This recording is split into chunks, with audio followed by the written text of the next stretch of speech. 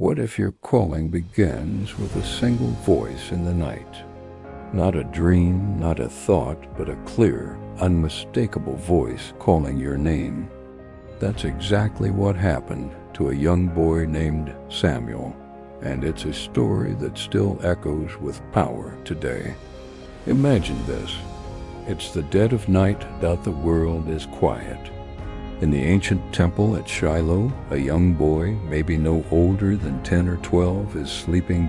This is Samuel. He wasn't just any kid.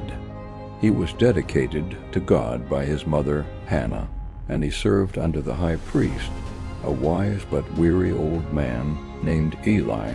Eli's own sons had turned away from their faith, becoming corrupt and dishonoring their roles. The spiritual state of Israel was dim. The Bible says the word of the Lord was rare in those days. Visions were not widespread. It was a time of spiritual silence. And in that silence, a voice. Samuel. The boy's eyes flutter open. He sits up, a little confused. Who would be calling him at this hour? The only person it could be is Eli. So he gets up, pads quietly through the hallowed halls of the temple, and goes to the old priest's chamber. "Here I am," Samuel says, "you called me?" Eli, roused from his sleep, looks at the boy, puzzled. "I did not call, my son," he says gently. "Go back and lie down." So Samuel does. He goes back to his bed, pulls the covers up, and closes his eyes. But just as he's drifting off again, Samuel, the voice is just as clear, just as certain. He's sure of it this time. He must have been mistaken before. He gets up again, a little more urgently now, and goes back to Eli. "Here I am. You surely called me."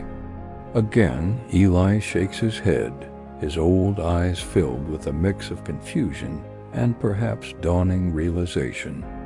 "No, my son, I did not call. Go back to sleep." So Samuel obeys. He returns to his mat, his mind probably racing. Was he dreaming? Was he hearing things?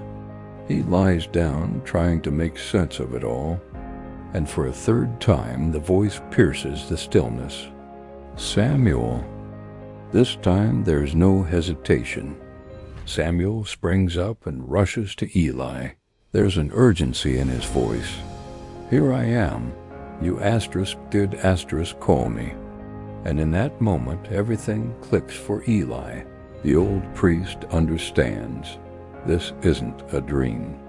This isn't a mistake. This is something far more profound. This is God.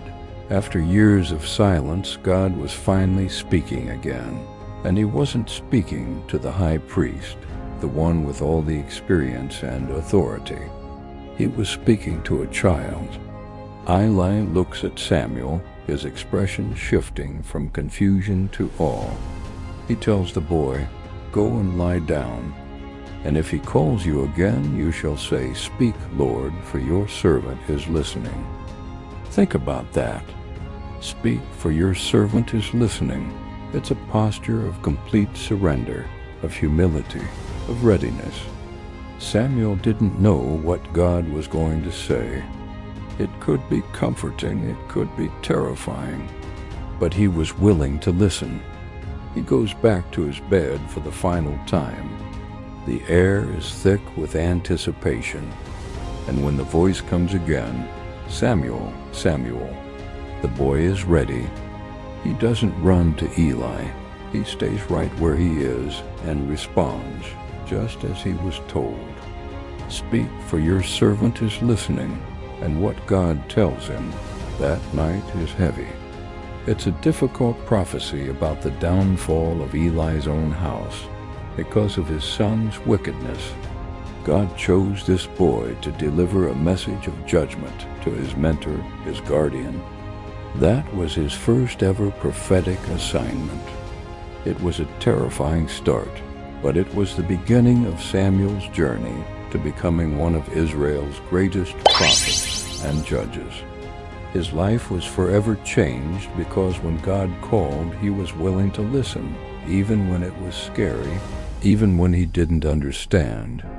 That single voice in the night set in motion a chain of events that would shape a nation. It reminds us that God doesn't always choose the most qualified, the most powerful, or the most experienced. Sometimes he chooses the quiet, the humble, the one with a heart open and ready to say, "Speak, Lord, I'm listening." In a world full of noise, what would happen if we learned to be still and listen for that voice? Stand for the word, like, share, and subscribe.